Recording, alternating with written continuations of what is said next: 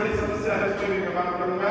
देश की सबसे बड़ी समस्या राजनीति है और समाधान भी राजनीति से ही निकलेगा। समस्या भी राजनीति है और समाधान भी राजनीति से निकलेगा। भाई बात नहीं करो, जितने बात करके बाहर चले जाओ। अगर इससे महत्वपूर्ण कोई बात है तो बाहर जाके कर सकते हो। थोड़ी देर के लिए चुप हो जाओ, आधा पौना घंटा। 4-5 गांव में से तो 100 गांव का एग्जाम्पल दे सकता हूं मैं। 5 गांव का एग्जाम्पल लिखो। पहला नाम लिखो पिपलाती गांव, राजस्थान। इसी कहानी बता रहा हूं। ये गांव सूखा पड़ता था। इस गांव में खेती नहीं होती थी, पानी का जल स्तर चला। पिपलाती पिपलाती पिपलाती बताया, पिपलाती राजस्थान। गूगल पे सर्च करो पिपलाती राजस्थान, पता चलेगा। डेनमार्क के स्कूलों में पढ़ाया जाता है इसको। 17 पेज का चैप्टर है डेनमार्क के स्कूलों में। अफसोस की बात है भारत में नहीं पढ़ा है। अफसोस की बात है सरपंचों को, उप सरपंचों को नहीं सिखाया जाता, क्योंकि कहीं तुम भी इतिहास उधार रच लो, कहीं तुम्हारा भी चैप्टर कल ऑस्ट्रेलिया में, इंडोनेशिया में पढ़ाया जाता है। मैं बताऊंगा कैसे इतिहास। 5 साल में क्या किया इस गांव में। पानी का जल स्तर चला गया सामने, पता 500 फीट। गांव में कोई रोजगार के साधन नहीं, गांव में लोग रहना नहीं चाहते, गांव की हालत खराब। प्लान हुआ है जैसे गांव से लोग शहर की तरफ जा रहे हैं। मैं नाम नहीं लूंगा किसी सरपंच का, क्योंकि नाम लेकर के उसके कल को कम कर देते हैं कि उसमें कुछ महानता होगी। नहीं, एक विजनरी लीडर सरपंच बना। उसने कहा कि सबसे पहले मैं अपनी गांव की समस्याओं का समाधान करूंगा और गांव को एक विकसित गांव बनाऊंगा। आदर्श गांव का सपना नहीं था, उसको विकसित बनाऊंगा। वैसे आज बताऊंगा आदर्श गांव में क्या क्या होना चाहिए, विकसित गांव में क्या अंतर है, आदर्श गांव और विकसित गांव में अंतर क्या है, और जो भारत सरकार के आदर्श गांव की परिभाषा वो क्या है, और वास्तव में आदर्श गांव क्या होना चाहिए वो भी बताऊंगा। उसने तय किया कि मैं अपने गांव की समस्याओं का समाधान करूंगा। सबसे बड़ी समस्या मेरे गांव में सूखा पड़ता है, खेती नहीं होती है, इसका समाधान करेंगे। क्या किया? जल संचय करना शुरू करेंगे। बरसात के पानी को इकट्ठा करेंगे। राजस्थान में वैसे पानी की कमी रहती है, राजस्थान डिस्ट्रिक्ट में पड़ता है, वहां पानी की कमी रहती है। उसने पानी के संचय करने के लिए, बरसात के पानी को इकट्ठा करने के लिए 20-25 लोग अपने गांव में बनवाए, लड़के बनवाए। जिला पंचायत तक गया, विधायक तक गया, सांसद तक गया, भीख मांगी, मेरे गांव को बचाना है मुझे, अपनी झोली फैला दी।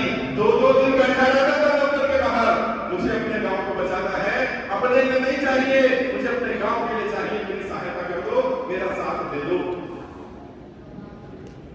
सरकार के कुछ अधिकारी अच्छे भी होते, उन्होंने बात सुनी। उन्होंने क्या करना चाहते हैं, कहते थे ये अधिकार दे दो कि मैं जो अपना फंड है वो इस काम में लगाऊं जिसमें मैं चाहूं, और मेरा फंड अगर बढ़ा सकते हो, क्योंकि आपको पता होगा ग्राम में जिले से भी फंड आ सकता है, मंगवाना चाहो, ब्लॉक से भी फंड आ सकता है, मुख्यमंत्री से आ सकता है, प्रधानमंत्री से भी आ सकता है। तरीका होना चाहिए मंगवाने का, कैसे जाए प्रधानमंत्री को बोल जाएगा सिस्टम इसका। उसकी बात मानेंगे, गांव में जल संचय शुरू हुआ, पानी का स्तर थोड़ा बढ़ने लगा, तो खेती के लिए उसने कहा ग्राम सभा की जरूरत है, थोड़ा खेती करना शुरू करेंगे और कुछ खाली जमीन पड़ी है तो पेड़ लगाएंगे। और तय किया गया कि हर लड़की के जन्म पर 111 पेड़ लगाए जाएंगे, हर लड़की के जन्म पर 111 पौधे लगाए जाएंगे, और जब तक वो लड़की शादी के लायक होगी तब तक वो पेड़ भी बड़े हो जाएंगे। उसी शिक्षा में जो खर्चा आएगा, जो विवाह में खर्चा आएगा, उन पेड़ों को काट करके उनको दिया जा सकता है, और इसकी रक्षा रखवाली करना उसके परिवार की जिम्मेदारी। अब तो एक घर में एक लड़की पैदा होगी तो 111 पेड़, और हम अगर भ्रूण हत्या ना करें तो लड़के और लड़की बराबरी पैदा होते हैं। तो हम लड़के को जन्म से पहले मार देते हैं, मोलक मारते हैं, तो गाँव में मेहनत करते हैं, क्योंकि पानी का जल स्तर बड़ा हो गया था, खेती होने लगी, कृषि करने लगी। उसने अपने यहाँ पर एलोवेरा की खेती करवानी शुरू करी, ग्राम सभा की जमीन पर। एलोवेरा समझते ना, मराठी में पता नहीं समझते हैं क्या बोलते हैं एलोवेरा, घृत कुमारी एलोवेरा। एलोवेरा का जेल भी आता है, बहुत सारे प्रोडक्ट्स आते हैं, जूस भी बनता है आजकल तो सेहत के लिए।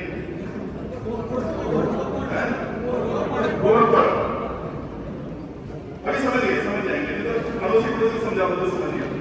अब इसमें क्या क्या लग रहा है कि खेती कितनी शुरू करवाई हो यहाँ पर, जलस्तर बढ़ना शुरू हो गया, पेड़ लगने शुरू हो गए। अब क्या क्या क्या अगर कोई मरेगा तो उसकी मृत्यु पर उसकी स्मृति पर भी पेड़ लगाए जाएंगे, कम से कम एक, और कोई ज्यादा लगाना चाहिए तो ज्यादा, और वो पेड़ बड़ा होता है उसकी केयर आप करेंगे। अपने पिता अपने दादा जैसे उनका सम्मान करते थे तो उनके लिए सम्मान करेंगे उस पेड़ का। अभी तो ऐसा हो गया वर्तमान में कि रक्षाबंधन पर बहनें पेड़ों को राखियां बांधती हैं और हर बहन तय कर सकती है कितने पेड़ों को उसने भाई बना दिया, कितने पेड़ काटे जा रहे हैं। अच्छा पता है घटना क्या घटी, नासा के सैटेलाइट घूमते रहते हैं, नासा ने उस जमीन को देखा तो बंजर भूमि थी 2008 के 9 के आसपास। 2016 में जब सैटेलाइट से देखा गया तो वहां पेड़ पौधे थे, हरियाली थी। तो नासा वाले हैरान क्या हो गया, राजस्थान का एक छोटा सा गांव जो बंजर भूमि था उसमें इतनी हरियाली कैसे, नासा ने अपनी टीम भेजी रिसर्च कर क्या हुआ क्या। उसने जब जाकर देखा तो ये कहानी उसको पता चली, फिर ये कहानी दुनिया तक पहुंची, फिर डेनमार्क के स्कूलों में पढ़ाई जाती है, एग्जाम्पल दिया जाता है कि वो अपने गांव को आदर्श कैसे बनाओगे।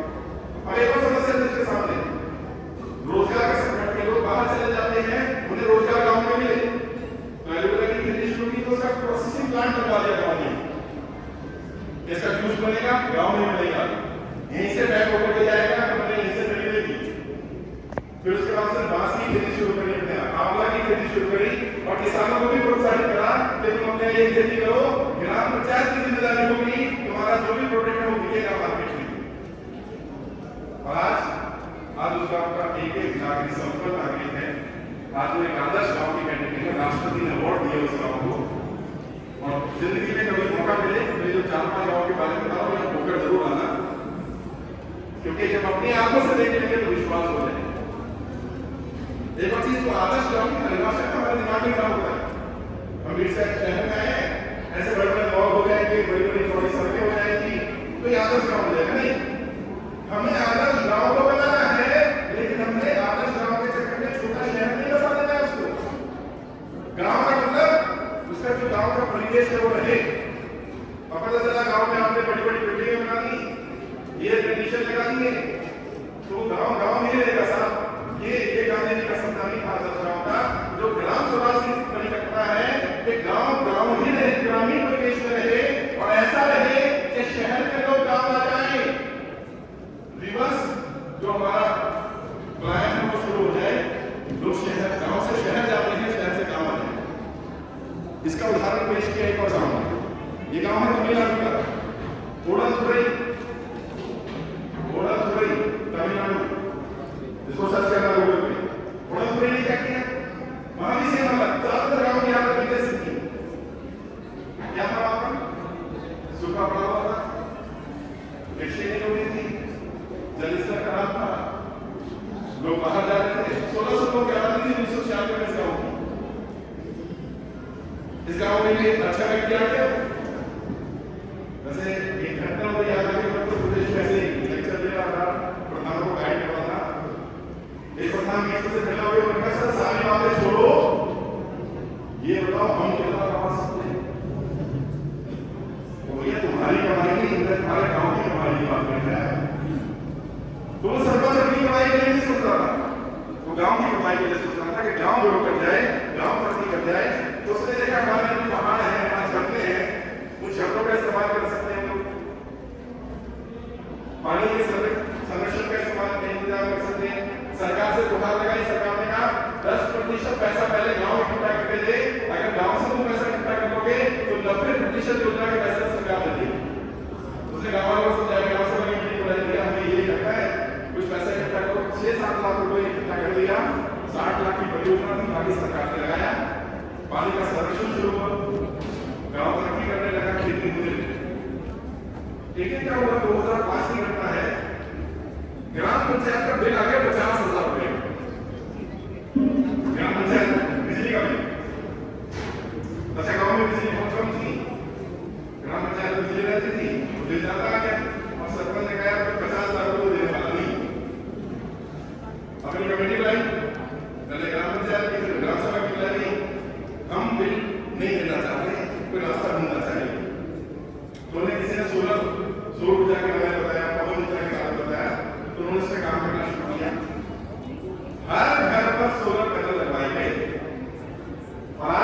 लेटेस्ट बता रहा हूं, आज ये गांव तमिलनाडु सरकार को बिजली देता है और 20 लाख रुपए की बिजली देता है।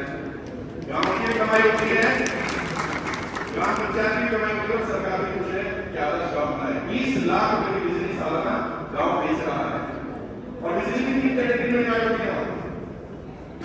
एक तिहाई पैसा जिस सोलर कंपनी ने पहले लगाया उसको जाता है पहले का पैसे के लिए, उनसे पूरे ग्राम में बात करके कुछ पैसा एडवांस देते हैं, बाकी बिजली बनवा तो एक तिहाई पैसा जाता है कंपनी को, यानी सोलर पैनल फ्री में लगेगा। एक तिहाई पैसा जाता है जिसके घर पे सोलर पैनल लगा उसको, उसकी कमाई शुरू, और एक तिहाई पैसा जाता है ग्राम पंचायत को। अच्छा कैसे तय किया? ग्राम पंचायत ने ग्राम सभा के लिए तय किया। अच्छा क्या अधिकार है? हाँ है, ग्राम सभा में लिया निर्णय अगर सर्वसम्मति से पास हो जाए या बहुमत से भी पास हो जाए तो उसको ग्राम सभा ही काट सकती है और कोई नहीं काट सकती, संसद भी नहीं काट सकती, क्योंकि हमारे गांव में ग्राम सभा के नहीं सारे ऊपर बुलाओ, कोरम होता है गण छूटी 10%, बताइए होगा। यानी अगर आपके गांव में 1000 वोटर है, 100 वोटर आकर के मीटिंग कर देते तो भी मान लिया जाएगा, लेकिन तुम 100 पर मत टिकना, बता के हल्ला को बुलाना, जो भी निर्णय लेना हो सर्वसम्मति से लेना, मैं लिख करके दे रहा हूं, तुम्हारा निर्णय काटने की किसी में हिम्मत नहीं होगी। चले जाना कोर्ट में कि हमारी ग्राम सभा ने निर्णय लिया, सर्वसम्मति से लिया, ये कौन होते हैं अधिकारी जो हमारी ग्राम सभा का निर्णय काटते हैं? प्रॉब्लम क्या है? आप अपने अधिकार और अधिकारी का आप नहीं समझो, इन्हें कर्मचारी क्यों कहा जाता है? क्योंकि कर्मचारी काम करने वाले, अधिकारी कौन है?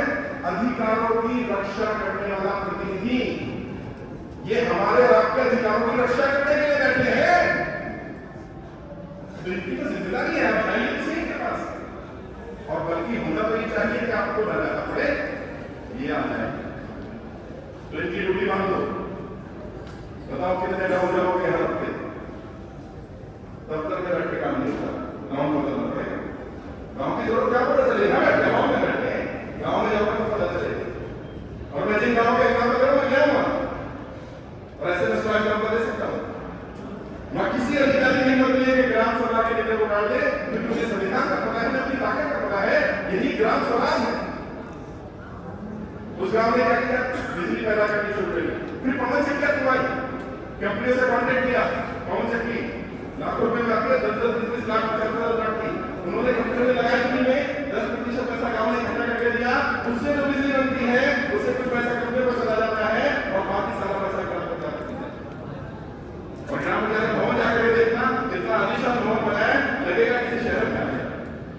और जब 1996 में उस गाँव की आबादी कितनी थी? 1600।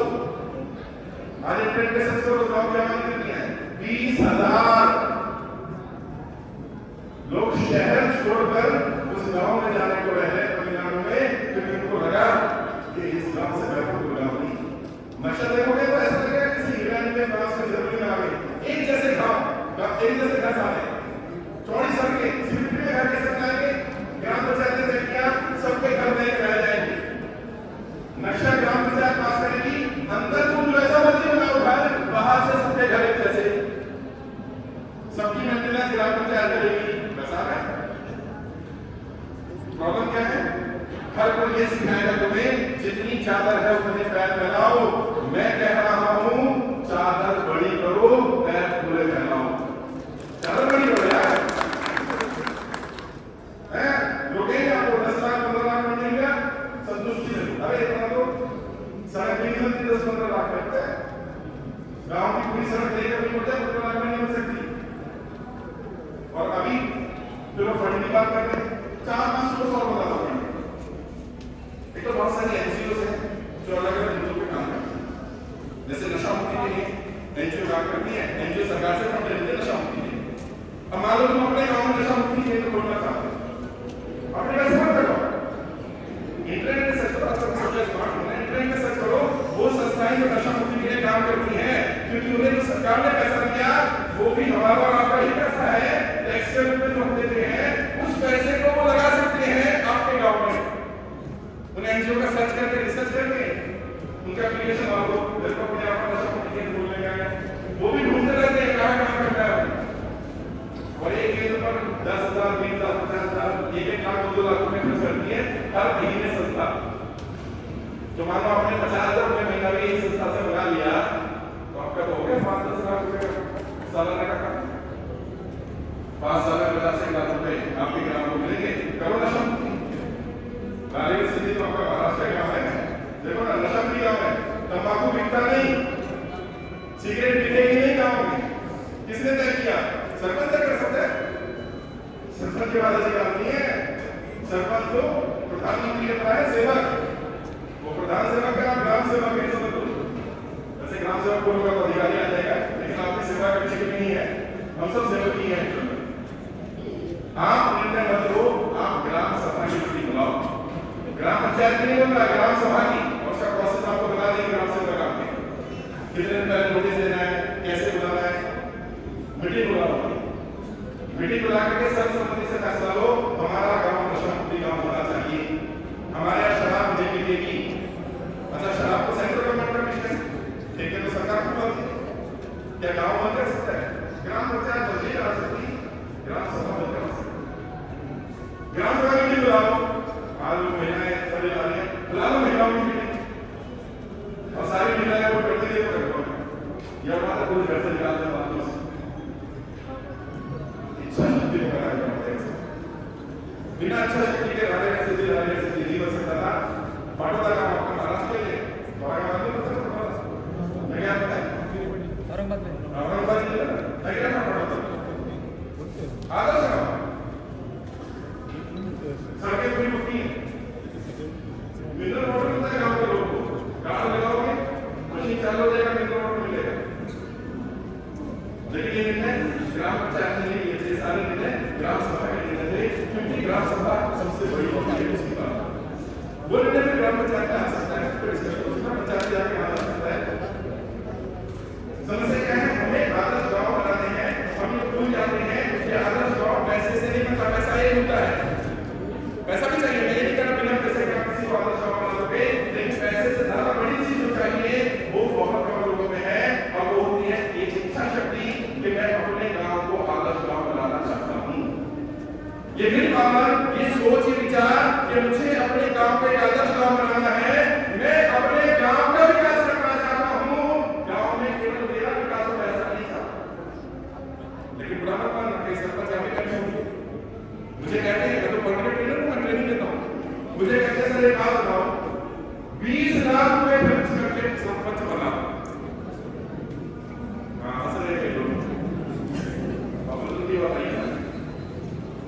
नहीं 20 लाख ज्यादा नहीं क्या? सच बोलो, सच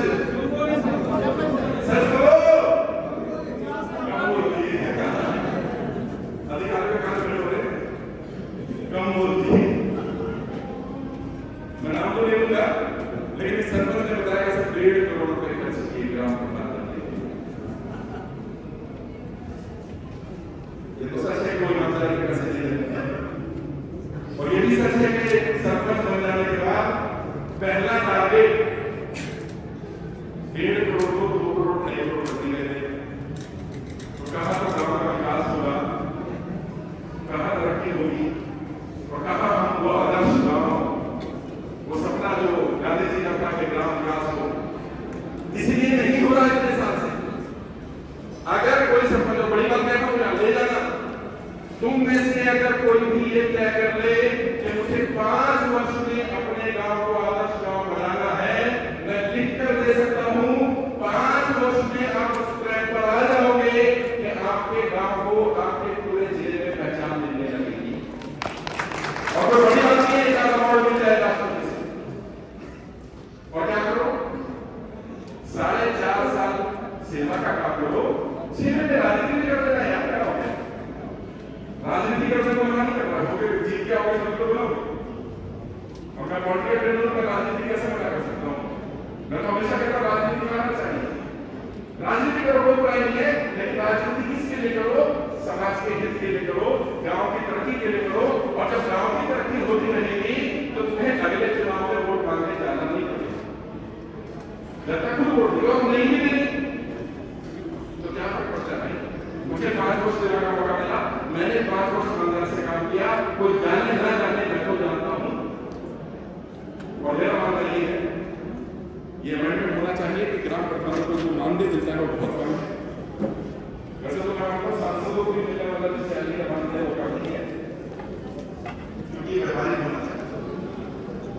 सांसद को इस समय 80,000 रुपए सैलरी मिलती है, बाकी सारे एवरेज मिला के 2.5 से 3 लाख रुपए महीना मिलता है। और मैं सच्चाई बताऊं, इस सांसद का घर का खर्च हर महीने का कितना है? कम से कम 15 से 20 लाख रुपए महीना सांसद का खर्चा है। अब मैं आपसे पूछना चाहता हूं, आपकी सैलरी तो है 2.5 लाख और खर्चा है 10 लाख का, तो बाकी साढ़े 7 लाख हमारे तो नहीं आएंगे ना। आपको कुछ ना कुछ कहने से गड़बड़ करनी पड़ेगी। तो व्यापारिक होने चाहिए शब्द जितने भी होते हैं, अगर वो व्यापारिक नहीं होते तो करप्शन नहीं किया जा सकता। वैसे आपका करप्शन पे बात करता हुआ नहीं चाहता, क्योंकि करप्शन तो व्यवहार में शामिल हो गया। 10% वाला तो कमीशन लोग कहते हैं वो वाइट वाला, 10 से ऊपर मिलेगा तो लिखेंगे बहुत सारा कमीशन। लेकिन एक और तरीका तो फंड लगाने का वो भी बता रहा हूं, वो भी बहुत आसान है। आप क्या कर सकते हो, अपने गांव में ग्राम विकास परिषद या ग्राम विकास समिति का गठन करवा सकते हो। ऐसे बुद्धिजीवी लोगों को, टीचर्स को, डॉक्टर्स को, जो अच्छे लोग हैं उनको इकट्ठा करके समिति संस्था रजिस्टर करवाना ही जो है। अब क्या होगा, आपको सरकारी फंड लाने में तो लंबा प्रोसेस है, एनजीओ आराम से घुस सकती है।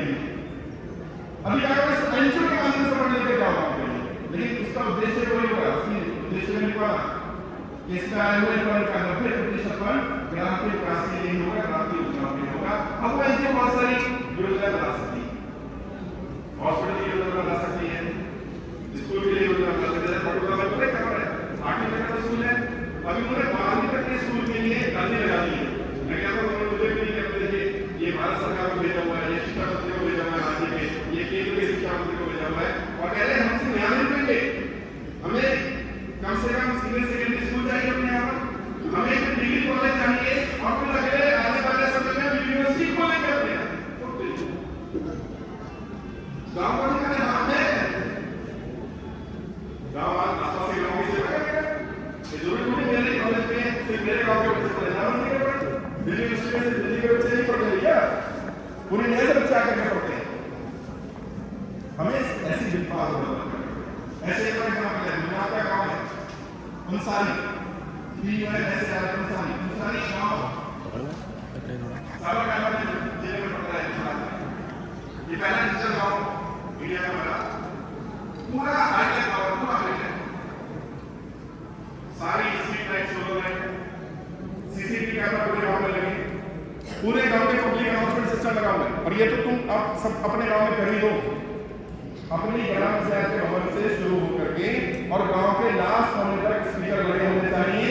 एक बार अनाउंसमेंट करी, गांव में पहुंच गई, इसमें ज्यादा खर्चा नहीं है। पूरा गांव वाईफाई है, फ्री वाईफाई गांव वालों के लिए, लेकिन इनके लिए जो बिजली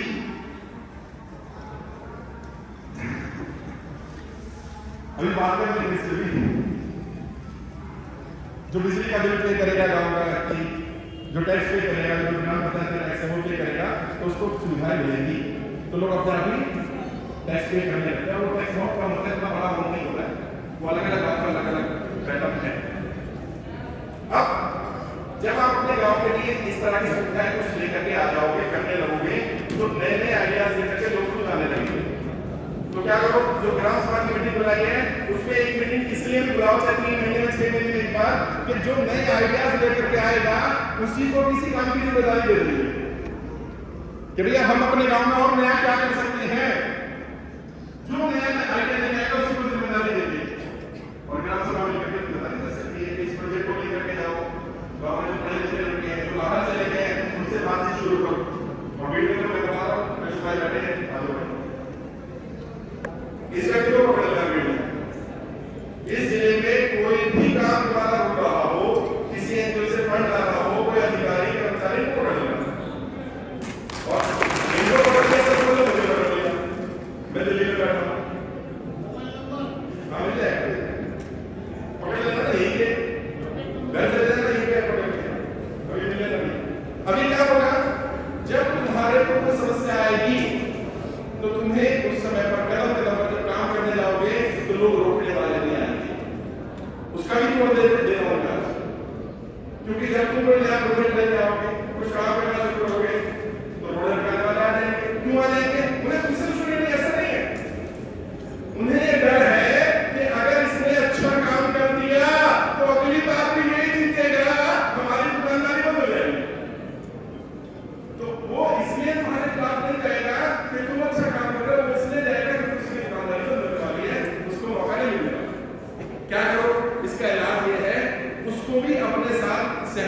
लिए आओ, कोशिश करो कि जो सर्वसम्मति बने गांव की उसी को लगाओ जिम्मेदारी पता क्या करेंगे। और जब सबके सामने बोलेगा तो कितना ही बेईमान आदमी हो सबके सामने यही बोलेगा सेवा करने आओ, ये नहीं बोलेगा मेवा खाने आओ। कितना ही बेईमान हो वो सबके सामने आपके सामने अच्छा ही बोलेगा। और जब सबके सामने बोल दिया जाएगा कि हाँ मैं सपोर्ट करने को तैयार हूँ, अब ये बोले अटकाएगा तो पूरा गाँव से खिलाफ हो जाएगा। मैं नाम नहीं पता से कि गाँव में अभी क्या गाँव में गुटबाजी होती है। अब यूपी में धर्म की राजनीति बहुत ज्यादा चलती है, तो वहाँ दो गुट बन के गाँव के हिंदू और मुस्लिम। अच्छा मुसलमानों ने तय कर लिया कि हिंदू को वोट देंगे नहीं, हिंदुओं ने तय कर लिया मुसलमानों को देंगे वोट देंगे। नहीं होता है, गाँव में ज्यादा ही चलता है। गलती से जो व्यक्ति जीत कर गया वो हिंदू था, मुस्लिम में ज्यादा कैंडिडेट खड़े हो गए वो जीत गया नहीं। लेकिन अच्छा व्यक्ति सेक्युलर था, सबको साथ में चलने वाला था। उसने मुझसे कहा कि सर मेरा स्टूडेंट है, कहते हैं सर मैं अपने गांव में ये जो भेदभाव होता है तो क्या था मैं इसे मिटाना चाहता हूँ। मैं चाहता हूँ मुझे चाहे दोबारा मौका मिले ना मिले, लेकिन 5 वर्ष जो मुझे मिले हैं इन 5 वर्षों में मैं कुछ ऐसा कर देना चाहता हूँ कि जो हमारा गांव बदनाम है गुटबाजी के लिए, धर्म के आधारित भेदभाव के लिए, वो समाप्त हो जाए। क्या ये संभव है? मैंने कहा संभव है। कहते कैसे संभव है? मैंने कहा जो तेरा विरोधी है उससे दोस्ती कर। क्या मतलब? मैं कहा वो तो तुझे अपना दुश्मन मानता है, तू नहीं मानता ना, तू एकता लाना चाहता ना, उससे दोस्ती कर ले कि भाई हम दोनों मिलकर गांव का विकास करेंगे। भले मैं सरपंच बन गया लेकिन तू पुराना सरपंच है, तू मुझे गाइड कर, थोड़ा झुक जा। कहता नहीं मानेगा, बढ़िया गया बदमाश है, जो मर्जी हो तू जाके झुक जा। और बोला उसको ग्राम सभा की मीटिंग में, उसको बोला अपने आइडियाज दे भैया। मैंने कहा सिर्फ अपने गांव का प्रधान बना है तो अपने धर्म का प्रधान नहीं है, सभी धर्म जाति के लोग के कार्यक्रमों में जा, सबकी सेवा कर और निस्वार्थ भाव से जब मदद करेगा तो लोग तेरे को पहचान नहीं दिया जाएगा। चमत्कार हो गया उसके साथ। 3-4 महीने 6 महीने गुजरे, उसने बातचीत करनी शुरू करी। मैंने उससे पूछा कैसा चल रहा है? कहते सर आज हमारे गांव में हिंदू मुस्लिम एकता का एग्जाम्पल है कि अड़ोस पड़ोस में कोई जिले में ऐसा नहीं है जितनी एकता हमारे यहाँ पर है। सभी धर्म के लोग एक साथ मिलकर के रह रहे हैं। ये गुटबाजी तो राजनीति की वजह से ही हमने राजनीति को ही समाप्त कर दिया, गुटबाजी समाप्त। गुटबाजी हो सकता है तुम्हारे यहाँ क्यों? जाति की ना हो, धर्म की ना हो, किसी और तरह से ये समुदाय का, ये समुदाय का, ये छोटा, ये बड़ा, सबको साथ में थोड़ा छूट जाओ। अब तुम ग्राम प्रधान बन गए हो, उप प्रधान बन गए हो, तुम पूरे गांव के प्रधान हो, विरोधी भी उसमें शामिल है, जिन्होंने वोट नहीं दिया उनके भी प्रधान हो तुम। 4.5 वर्ष बिना कोई भेदभाव के अपना काम करो। 4.5 वर्ष बिना भेदभाव के काम करोगे तो पूरी संभावना है अगले 6 महीने कोई भेदभाव, कोई गुटबाजी नहीं करनी पड़ेगी और तुम चुनकर आ और सीट चेंज हो जाती है, महिला पुरुष महिला आ सकती है, मान लो SC हो जाती है, जनरल हो जाती है, तो किसी अपने जाने वाले को दे सकते हो वहाँ। और जब समिति में सफल भर जाती है लोग होते ही हैं, उनको ट्रेन करो। तुम्हारी जिम्मेदारी क्या होनी चाहिए? जैसे लगा ना तुम यहाँ बैठो कि दिल्ली बैठो, तुम्हारे गांव में काम होना चाहिए, अपनी समिति को अधिकार दे दो। बहुत सारी समितियां होती हैं, लोग पता ही है, अरे समिति कहते हैं लगा होते हैं, उनको जिम्मेदारी दो। आपके एक्सेस में सरपंच को जिम्मेदारी दो, भाई उन्हें काम करना है। सारी ताकत अपने हाथ में ना रख करके अपनी ताकत को बांट दो, देखना तुम्हारी ताकत बढ़ जाएगी। जो लोग ताकत अपने हाथ में रखना चाहते हैं उन्हें ये गुमान होता है कि उनकी ताकत ज्यादा है, जबकि अपने हाथ में ताकत रखने से ताकत कम होती है, ताकत को बांट देने से ताकत और ज्यादा बढ़ जाती है। अपने सारे सदस्यों को एहसास कराओ कि तुम उनके साथ हो, भले वो तुम्हारे समर्थन वाला है कि तुम्हारे विरोधी वाला। फंड लाने का एक और तरीका बताना चाहता हूं, क्योंकि आप विषय पर रखा गया फंड रखा गया था। एक CSR फंड होती है, कॉर्पोरेट सोशल रिस्पांसिबिलिटी, मराठी में क्या बोलते हैं?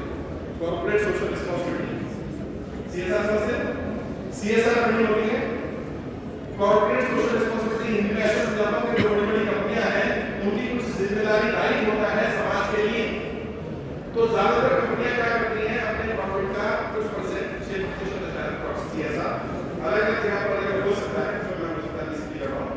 लेकिन जब CSR का फंड आता है तो वो समाज के काम में उत्थान के लिए लगाया जाता है। बहुत सारे गांवों ने CSR फंड डाल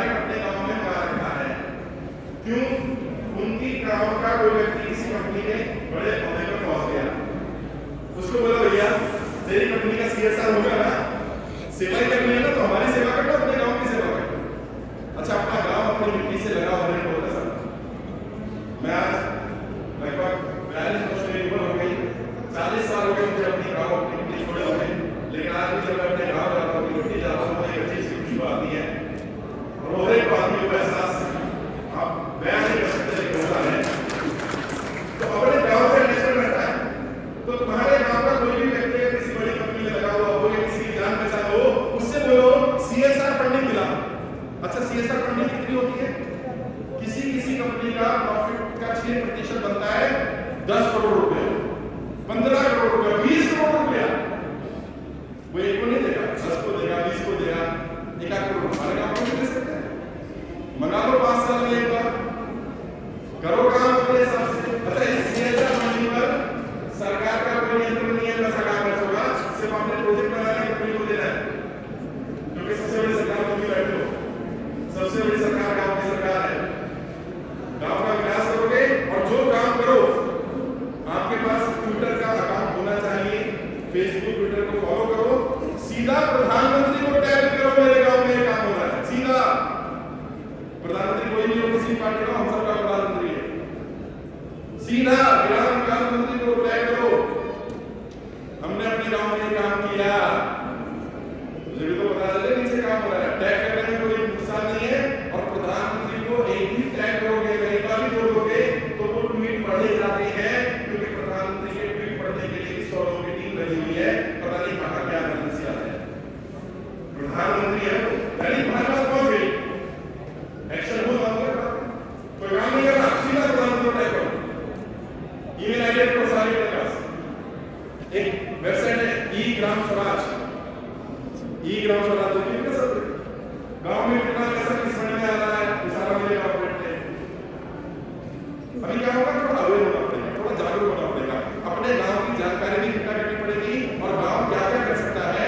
गांव केंद्र है, जैसे महात्मा गांधी जी ने कहा कि अगर गांव समाप्त हुए तो भारत समाप्त हो जाएगा, गांव नहीं बचे तो भारत नहीं बचेगा।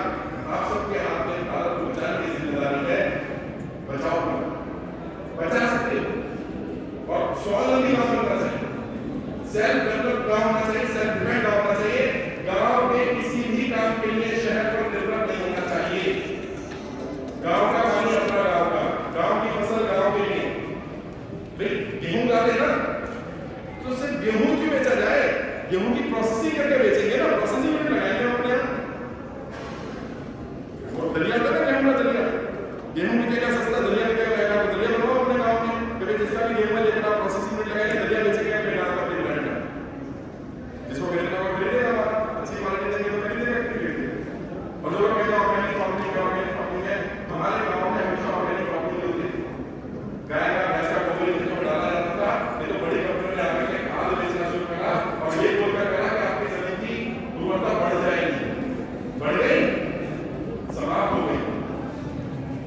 जब भी जहर दिया जाता है ना, कभी ये देखकर नहीं दिया जाता, ये क्या करे जहर पी लो, कोई नहीं पिएगा, ये बोलकर दिया जाता है हमने पी लो, अमर हो जाओगे। ये जहर दे दिया गया, जमीन में जहर डाल दिया गया, और वो खाद, वो मिनरल्स, वो केमिकल्स हमारे शरीरों में आने लगे, और हमें बीमारियां होंगी। तो गांव में ऑर्गेनिक खेती के लिए प्लान करो कि ज्यादा प्रोत्साहित हो, इसके लिए सरकार भी एड देती है ऑर्गेनिक खेती के लिए। ऑर्गेनिक प्रोडक्ट्स कौन से बन सकते हैं, उनकी प्रोसेसिंग करवाओ। मैं सीधा धान ना बेचे किसान को बोलो धान का चावल निकाल के बेचे, हम अपने प्रोसेसिंग में लगाएंगे, चावल महंगा बिकेगा, धान सस्ता बिकेगा। मैं फल सब्जी से क्यों बेची पड़ती है सस्ते दाम में, क्योंकि उसके पास कोल्ड स्टोरेज नहीं है, उसका गोदाम नहीं है, सड़ जाएगी। अगर अपने यहाँ पर कोल्ड स्टोरेज की फैसिलिटी तैयार कर लोगे, गोदाम बना लोगे, तो गाँव के लोगों को फल सब्जी रखने में आसानी होगी, और जब कीमत महंगी होगी तो बेचेंगे उतना सामान। मैंने कहा ना किया बहुत हो जा सकता है, और ऐसा नहीं कर रहे हो। दुनिया पढ़ रही है हमारे बारे में, हम ही अपने बारे में नहीं पढ़ रहे। थोड़ा अवेयर होने की जरूरत है, जानकारी रखने की जरूरत है, और भी बहुत सारी चीजें जो टेक्निकल है। मैं बहुत कुछ बताना भी चाहता था, लेकिन समय की मर्यादा है, क्योंकि मेरी फ्लाइट भी है, और ऑलरेडी कार्यक्रम लगभग आधा घंटा 1 घंटा लेट हुआ, वरना मैं कोशिश कर रहा था कि और बातें कुछ और ऐसी चीजें बताऊं जिन पर आपको और ध्यान रखना चाहिए। मोटे मोटे तौर पर मैंने फंड के बारे में आपको काफी चीजें बताई कि CSR के माध्यम से बनाओ, अपनी संस्था बना करके गाँव में बनाओ, अलग अलग डिपार्टमेंट से फंड ले सकते हो, प्रोजेक्ट बेस्ड भी फंड मिलता है। आपके गांव को ये गांव तय करेगा कि मेरे गांव को क्या चाहिए, और अगर गांव सर्वसम्मति से कोई चीज तय करता है उस प्रोजेक्ट को सरकार को मानना पड़ेगा, मानना चाहिए। अगर सरकार नहीं मानती है तो उससे ऊपर सरकार को भेजिए, उससे ऊपर भेजिए। और एक होता है नोटिस, इसको बोलते हैं शो कॉज नोटिस, कारण बताओ नोटिस। जब भी कोई प्रोजेक्ट भेजो और कोई भी अधिकारी, कोई भी कर्मचारी, कोई भी नेता मना कर दे, अगला लेटर तुरंत भेज दो, कारण लिखकर दो क्यों मना किया, उसकी कुर्सी कितने आ जाएगी, क्योंकि संविधान के दायरे में रहना पड़ेगा सबको। सब मैं हूँ, आपको हम सबको संविधान के दायरे में रहेंगे। और जब एक ग्राम पंचायत को अधिकार मिला हुआ है, ग्राम सभा के पास ताकत है, उस ताकत का हम इस्तेमाल करेंगे। किसी को डराने धमकाने के लिए नहीं करेंगे, अपने अधिकारों के लिए करेंगे। क्योंकि असली स्वराज तभी आएगा जब गांव में स्वराज होगा, जब गांव सेल्फ डिपेंड। गांव का कोई भी चीज गांव से बाहर जाए तो उसे सही दाम मिले, और गांव को किसी भी शहरी चीज पर निर्भर ना रहना पड़े। गांव अपनी बिजली खुद बनाए, गांव अपना पानी खुद पैदा करे, गांव अपनी गैस खुद तैयार करे, गांव अपने संसाधन खुद तैयार करे, कर सकता है। जो मैं गांव में जाता था गुजरात का कंसारी, पता है इसकी अपनी बस सर्विस चलती है गांव की। कंसारी ने अपनी बस सेवा चला रखी है, अपने गांव की बस सेवा। हाँ, ग्रामीण सेवा गांव में अपनी चला रखी है, उसे स्टेट ट्रांसपोर्ट की जरूरत नहीं है, उनका गांव अपनी सेवा चलाएंगे। कब तक डिपेंड करोगे कि मेरे गांव में बस आएगी तो काम होगा? है ग्राम सभा में निर्णय लो कि हम अपनी बस चलाएंगे भैया, उसका रिवेन्यू हम इकट्ठा करेंगे, चल रही है, चल सकती है। एक गांव में चल रही है तो बहुत जगह चल सकती है। बाकी मैंने बड़ौदा का एग्जाम्पल दिया, उसको फॉलो करो, वो एक आदर्श गांव है। रालेगढ़ सिद्धि, कैसे वो नशा मुक्ति, और रालेगढ़ सिद्धि का इतिहास पढ़ो। ऐसा गांव हुआ करता था जहाँ नशा इतना ज्यादा हो गया था कि लगभग हर घर में कोई ना कोई नशा करने वाला था, और आज वो पूरी तरह से नशा मुक्त गांव है। गांव में पूरे गांव में शराब नहीं मिलती, सिगरेट नहीं मिलती, किसी तरह की व्यसन की बिक्री वहां नहीं होती, वैसे मुक्त गांव बनाया गया। और आदर्श गांव की जो परिकल्पना सरकार की है, मैं मानता हूं कि जब तक आदर्श लोग सांसद नहीं बनेंगे, जब तक आदर्श विधायक नहीं बनेंगे, जब तक आदर्श अधिकारी नहीं बनेंगे, जब तक आदर्श सचिव नहीं बनेंगे, तब तक आदर्श ग्राम प्रधान या आदर्श गांव बनना बहुत मुश्किल है। क्योंकि ये ऊपर से नीचे है सिस्टम, ऊपर करप्शन है तो नीचे है। अभी भाई ने सवाल पूछा कि भ्रष्टाचार को कैसे समाप्त करें। प्रॉब्लम क्या है कि हम नीचे से भ्रष्टाचार को समाप्त करना चाहते हैं। ऐसे समझो एक घर में 100 सीढ़ियां हैं और हम नीचे वाली सीढ़ी पर झाड़ू लगाए जा रहे हैं, ऊपर से कूड़ा आया जा रहा है। कभी साफ होगी सीढ़ी? होगी क्या? जो झाड़ू लगाते हैं झाड़ू नहीं लगाते तो देखते तो होगे। नीचे की सीढ़ी साफ करते रहो, ऊपर से कूड़ा आता रहे तो सीढ़ी कभी साफ नहीं होगी। कैसे साफ होगी? सबसे ऊपर वाली सीढ़ी साफ करती है। उसके लिए आपका भाई, आपका बेटा, मैं काम कर रहा हूँ, ऊपर वाली सीढ़ी की सफाई करने की कोशिश कर रहा हूँ। बहुत सारे आईएएस ऑफिसर, बहुत सारे आईपीएस ऑफिसर, बहुत सारे भारत सरकार के सचिव वर्तमान में मेरी टीम है, मेरी टीम का हिस्सा है, वो सपोर्ट कर रहे हैं और एक बहुत बड़ा रेवोल्यूशन तैयार कर रहे हैं कि सफाई ऊपर से होनी चाहिए, क्योंकि ऊपर सफाई नहीं होती तो नीचे सफाई नहीं। भाई कहने का बड़ा आसान है कि ग्राम प्रधान करते हैं, ग्राम सभा में करते लोग हैं, ये कहने का बड़ा आसान है कि पदाधिकारी करते हैं, लेकिन जो ऊपर बैठे हैं वो जब ऊपर से बोला जाएगा कि करता है, नाम नहीं लूंगा, पुलिस अधिकारी नहीं है, कोई चुनाव हो सकते हैं जैसे लोगों के पहले भी, क्योंकि जब बजा तो बहुत से जाते हैं। जब एक पुलिस ऑफिसर को पोस्टिंग कराने के लिए 100 करोड़ रुपए देने पड़े, उससे ये उम्मीद करना वो ईमानदार बना रहेगा, कैसे ईमानदार बना रहेगा? जब उससे ऊपर से गृह मंत्री बोलते हैं कि इतना पैसा इकट्ठा करके लाओ, तो अपनी जेब से नहीं लाने वाला है, नीचे से ही लेगा। तो ये करप्शन ऊपर से नीचे आ रहा है, सिस्टम को ऐसे नीचे आ रहा है। और ये जो हमारे समाज में बुराइयां हैं, चाहे वो छुआछूत की बीमारी हो, भेदभाव की बीमारी हो, जातिवाद हो, धर्म के नाम पर राजनीति हो, भ्रष्टाचार हो, इन सब की जड़ में कहीं ना कहीं मुझे लगता है कि संस्कारों की कमी है। हमें अपने बच्चों को संस्कार देने पड़ेंगे, शिक्षा देनी पड़ेगी, और हमारे सिस्टम को जानबूझकर कैसा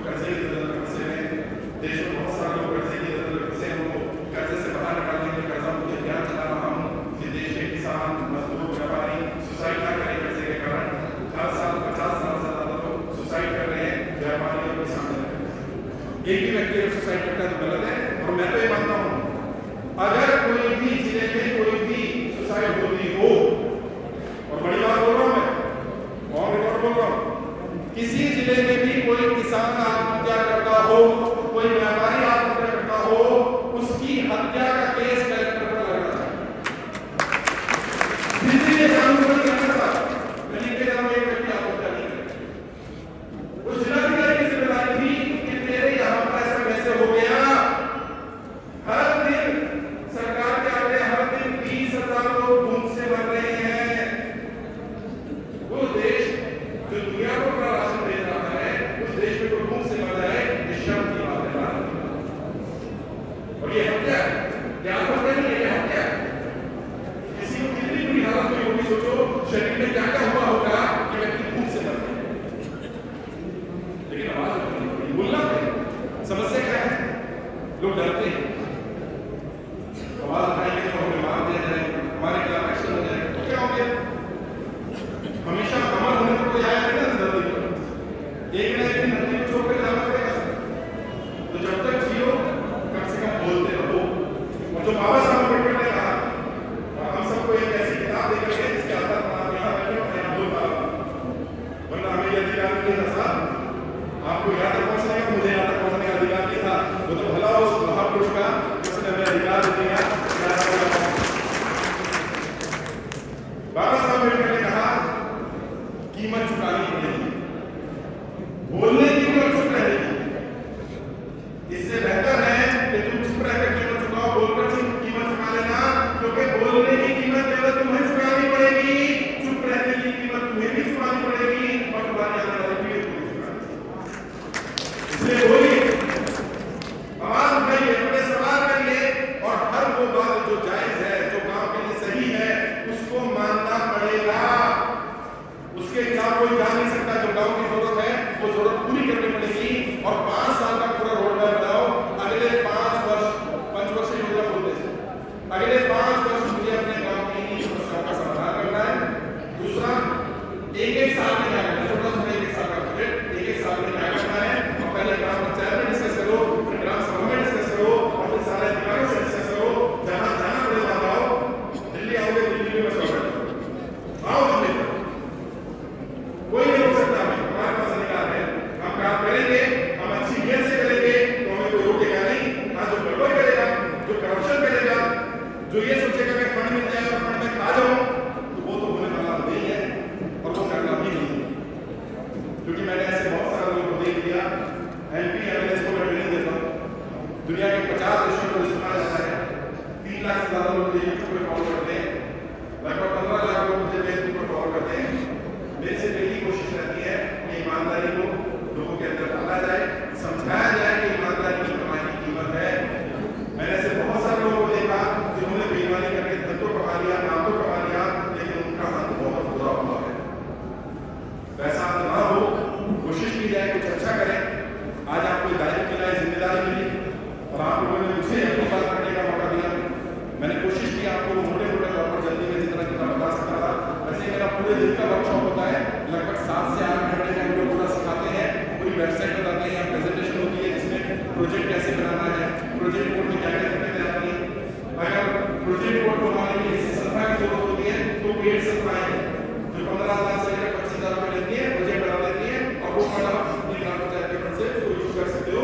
प्रोजेक्ट बढ़िया बना करोगे तो बहुत सारी कंपनियां उसमें एक्सेप्ट कर लेंगी, और सरकार के अधिकारी भी एक्सेप्ट कर लेंगे, और बहुत सारे मंत्री भी उसमें संज्ञान लेंगे। आइडियाज अच्छे होने चाहिए, कुछ यूनिक लेकर के आओ।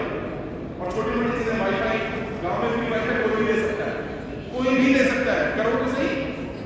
एक ही काम करो तो देखो युवा खुश हो जाएंगे कि चलो कम से इंटरनेट का खर्चा बच गया। आहिस्ता आहिस्ता आहिस्ता आहिस्ता और से और जाओ। जो कम खर्ची के, जैसे मैंने कहा, announcement system, public announcement system गांव में होना ही चाहिए। कितने गांव में है अभी आपके पब्लिक अनाउंसमेंट सिस्टम? एक ही गांव में, एक गांव में पब्लिक अनाउंसमेंट सिस्टम तो नहीं लगा सकते। गांव में कोई बच्चा खो गया, किसी का फंक्शन है, कुछ है, किसी का गमी हो गई, तो वहीं से अनाउंस कर दो, पूरे गांव को पता चल जाएगा। सिस्टम कैसे बन रहा है वो भी सिखा दूंगा। जैसे मैंने कहा ना, भाई ये गाइड कर देगा, और आपकी कोशिश ये करेंगे जो प्रोजेक्ट रिपोर्ट के पैसे लगते हैं वो भी ना लगे, उसे तक मिलने हो जाए। तो कई लोग हैं कि जो प्रोजेक्ट